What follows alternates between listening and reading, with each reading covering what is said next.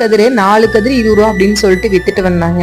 இவ்வளோ ரேட் கம்மியா வந்து நம்ம சும்மா விடுவோமா? உடனே 4 கதிரு வாங்கி அதே குக்கர்ல போட்டு வேக வச்சுதான் குழந்தைங்களுக்கு கொடுத்தங்க.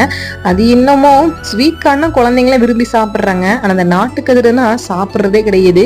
நம்மளாம் சின்ன வயசுல சோள கதிரை என்ன பண்ணுவோம்னா ஒரு கோனஸ்ல குத்தி அடுப்புல காமிச்சு அதை சுட்டு சாப்பிடுவோம். அதை சுட்டு சாப்பிடும்போது டேஸ்ட் வந்து வேற லெவல்ல இருக்கும். ஆனா இப்பெல்லாம் பாத்தீங்கன்னா அந்த ஒரு ஃபெசிலிட்டி கிடைக்கிறது இல்ல.